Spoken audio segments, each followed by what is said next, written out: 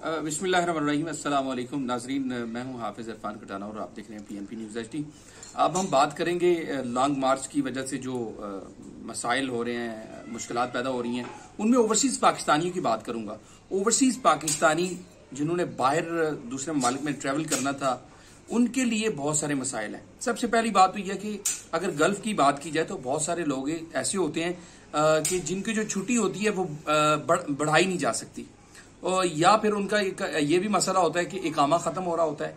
अब इकामा खत्म हो रहा होगा तो वो अगर वो बर वक्त ट्रेवल नहीं करेंगे तो उसकी वजह से वो जो है वो ब्लैकलिस्ट हो जाएंगे, दोबारा जो है वो कभी भी गल्फ के अंदर नहीं जा पाएंगे। एक तो बात ये होगी। दूसरी बात ये है कि इसकी वजह से जो मुल्की मुआशरत को नुकसान पहुंच रहा है। देखिए, इस वक्त मुल्क के अंदर जो जैसे हुकूमतें दोनों बात कर रहे हैं, मौजूदा हुकूमत भी बात कर रही है, तहरीक इंसाफ वाले भी ये कह रहे हैं जी मुल्की मुआशरत जो है वो दिन ब दिन जो है वो जवाल की तरफ जा रही है। लेकिन अब कौन सोचेगा इस बारे में? जो इस वक्त जो सूरत हाल है, पाकिस्तान की मुआशी सूरत हाल तो पहले ही दिन ब दिन गिरती जा रही है, लेकिन जो अभी कल से जो सूरत हाल पैदा हुई है, मैं समझता हूं कि अरबों रुपए का नुकसान हो चुका है। इस वक्त अरबों से भी ज्यादा जो है वो पाकिस्तान का नुकसान हो चुका है। लेकिन इसका जिम्मेदार कौन होगा? तो जो अभी जो मेरा मुद्दा है बात करने का, वो ओवरसीज पाकिस्तानी है। तो खुदारा उनके लिए आसानियां पैदा की जाएं ताकि वो यहां से जहां जहां पे उन्होंने जाना है वो ट्रेवल कर सकें और अपने घर का जो है वो चूल्हा जला सकें। जैसे कि आप लोग ही कहते हैं, आप ईवानों में बैठकर ये बात कहते हैं कि ओवरसीज पाकिस्तानी हमारे दिल के करीब है। इमरान खान साहब भी ये बात कहते हैं, अभी जो मौजूदा हुकूमत है वो भी ये कहती है, कुछ अहबाब तो कुछ और भी कहते हैं। लेकिन खैर बात यह कि ओवरसीज पाकिस्तानी बिलाशुबा उनका बड़ा किरदार है पाकिस्तान की मईशत को मजबूत बनाने में, और रीढ़ की हड्डी की मानिंद है। तो ओवरसीज पाकिस्तानी आपकी मईशत को मजबूत बनाते हैं। IMF से तो हमें जो कर्जा मिलता है वो तो हमारे साथ शराइत भी तय करते हैं, लेकिन जो ओवरसीज पाकिस्तानी है वो आपके साथ कोई शराइत नहीं तय करते।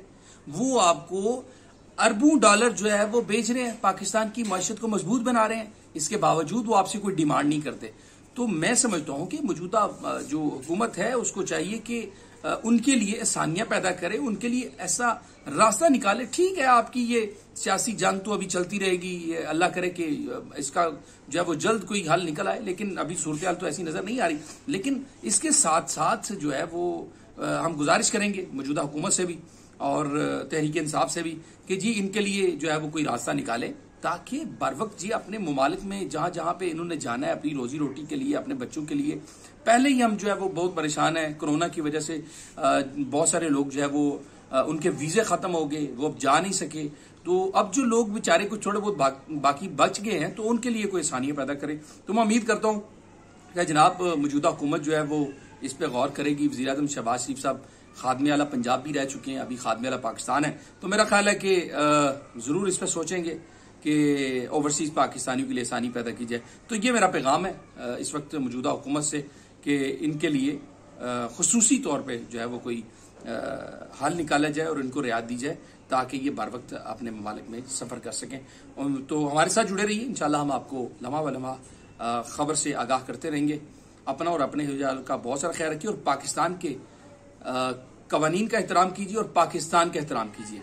पाकिस्तान है तो हम सब हैं, पाकिस्तान हमारी पहचान है। पाकिस्तान से प्यार करें और पाकिस्तान में बसने वालों से भी प्यार करें। अपना और अपने अहल वयाल का बहुत सारा ख्याल रखिए। अल्लाह हाफिज।